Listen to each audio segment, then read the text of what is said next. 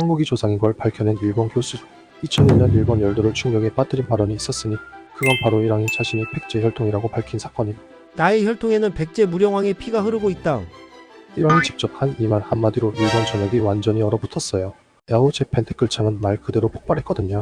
하루 만에 몇만 개의 댓글이 달렸고 역사 논쟁으로 이렇게 뜨거워진 건 정말 오랜만이었어요. 그런데 더 놀라운 건 이 발언이 갑자기 하늘에서 뚝 떨어진 게 아니라는 거예요. 이 모든 걸 가능하게 만든 사람이 따로 있었거든요. 바로 제가 나온 일본 명문 대학교인 교토대학교 우에다 마사키 교수였어요. 이 사람은 일본 고대사를 파면 팔수록 불편한 진실만 나온다. 라고 공개적으로 말하던 학자였거든요. 일본 건국 신화가 순수하게 일본만의 이야기라는 통설부터 정면으로 부정했어요. 단군 신화와 일본 건국 신화는 구조적으로 동일하다. 이건 우연이 아니야. 우에다 교수의 이 발언은 일본 학계를 발칵 뒤집어놨죠. 고대 한반도 세력이 일본 열도 지배층으로 이동했다는 왕조 이동설을 학문적으로 정리한 거예요. 이게 학계에서 그냥 소설 취급받던 이야기를 자료와 금성문으로 끌어올린 거라 반발이 엄청났어요. 우익학자들은 교수직을 박탈해야 한다라고 목소리 높였고 온라인에서는 매국노라는 말까지 나왔거든요. 그런데 우에다 교수는 전혀 물러서지 않았어요. 오히려 더 강하게 밀어붙였죠. 첫 번째 반전이 여기서 터져요. 일본인들이 자랑스럽게 말하던 칠지도 이야기 기억하시죠?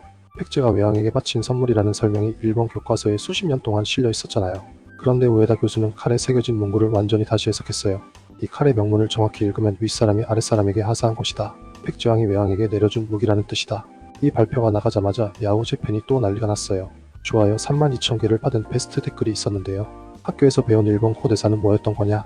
이제 와서 다 거짓말이었다고 하면 누가 책임지냐라는 내용이었어요. 또 다른 좋아요 18,000개 댓글에는 이런 말이 있었거든요. 우에다 교수 말이 불편한 이유는 일본이 약해 보여서가 아니라 진실이기 때문이다. 이 댓글 하나로 일본인들의 복잡한 심리가 다 드러난 거죠. 인정하고 싶지 않지만 부정할 수 없다는 거예요. 그 다음은 용어 전쟁이 시작됩니다. 이게 두 번째 반전이에요. 일본은 오랫동안 한반도에서 건너간 사람들을 귀화인이라고 불러왔어요. 마치 일본이 너그럽게 받아줬다는 뉘앙스잖아요. 우에다 교수는 귀화인이라는 표현은 일본 중심적이고 차별적이다. 학문에서 이런 용어를 쓰는 건 부끄러운 일이라고 공개 비판했거든요. 그래서 학계에 새로 정착시킨 단어가 도레인이었어요. 건너와서 일본 문화를 직접 만든 주체라는 의미였죠. 단어 하나 바뀐 게 뭐가 중요하냐고 생각할 수 있는데 이게 엄청난 파급력을 가져왔어요. 학술 논문부터 박물관 전시 설명, 심지어 고등학교 교과서까지 줄줄이 수정되기 시작한 거예요. 일본인 입장에서는 조용하지만 깊게 자존심을 건드린 사건이었죠. 야후 재팬 역사 게시판에 단어 하나 바꿨을 뿐인데 관점이 완전히 달라진다라는 댓글이 달렸어요. 이제야 퍼즐이 맞춰진다라는 반응도 계속 이어졌고요. 여기서 잠깐 질문 하나 던질게요. 만약 여러분이 일본에서 태어나서 이런 역사 교육을 그대로 받아왔다면 이 진실을 지금 알게 됐을 때 어떤 기분일 것 같나요? 댓글로 솔직하게 써줘도 돼요. 세 번째 반전은 정치와 직접 연결됩니다. 우에다 교수는 학자였지만 정치적 발언을 전혀 피하지 않았거든요. 일본 제국주의의 한국 침략은 용서할 수 없는 불행한 역사다. 이건 명백한 침략 전쟁이었다라고 분명히 말했어요. 동시에 6세기에서 7세기 한반도에서 건너간 사람들이 일본 아스카 문화를 이끈 건 분명한 빛의 역사다. 이 둘을 함께 가르쳐야 진짜 교육이다라고 강조했죠. 어두운 역사와 빛의 역사를 동시에 인정해야 한다는 거였어요. 이 발언 이후에 무슨 일이 벌어졌을까요? 우익 단체들이 완전히 들끓기 시작했어요. 교토대학교로 협박장이 날아왔고 국가의 적인이 대학을 떠나라라는 말까지 나왔거든요. 심지어 매국학자는 한국으로 가라라는 현수막까지 걸렸어요. 그런데 교토대는 어떻게 했냐면요. 교수 개인의 연구 자유를 존중한다. 학문적 양심에 따른 연구를 막을 수 없다라며 공식적으로 선을 그었어요. 이 부분에서 일본 사회의 또 다른 단면이 드러났다는 평가도 있었죠. 우익의 압박에도 학문의 자유는 지킨 거예요. 최근 들어 일본 커뮤니티에서 재미있는 현상이 나타나고 있어요. 우에다 교수의 과거 발언 영상이 다시 퍼지기 시작한 거예요. 이유가 있거든요. 일본 젊은 세대 사이에서 한국과의 역사 문제를 감정이 아니라 사실로 보자는 흐름이 조금씩 생기고 있어요. 댓글에는 싫든 좋든 사실은 알아야 한다. 거짓말 위에 자존심을 세울 순 없다라는 말이 반복해서 등장했어요. 한편으론 이런 이야기를 하면 일본이 약해진다라는 반발도 여전히 공존하고 있고요. 세대 간 인식 차이가 확실히 느껴지는 부분이에요. 여기서 한국인에게 엄청나게 유리한 기회 이야기를 해볼게요. 지금 일본에서 한일 고대사 공동 연구 프로젝트와 시민 강좌가 점점 늘어나고 있거든요. 한국 연구자나 유학생에게 문이 열리고 있다는 뜻이에요. 실제로 일본 대학 일부는 한반도 고대사 전공자를 적극적으로 찾고 있어요. 오사카 대학 고고학과 교수가 최근 이런 말을 했어요.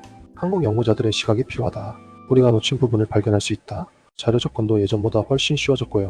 이 흐름을 잘 활용하면 단순한 감정 싸움이 아니라 자료와 기록으로 이야기할 수 있는 시대가 온 거예요. 우에다 교수가 욕먹으면서까지 길을 열어둔 셈이죠.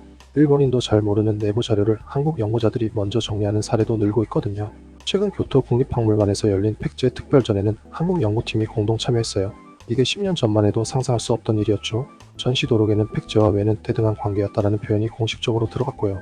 우에다 교수의 연구가 없었다면 불가능했을 변화예요. 전시 개막식에서 박물관장이 한 말이 인상적이었어요. 역사는 감추는 게 아니라 밝혀야 하는 것이다. 일본 내 한류 열풍도 이런 역사 인식 변화에 한몫하고 있어요.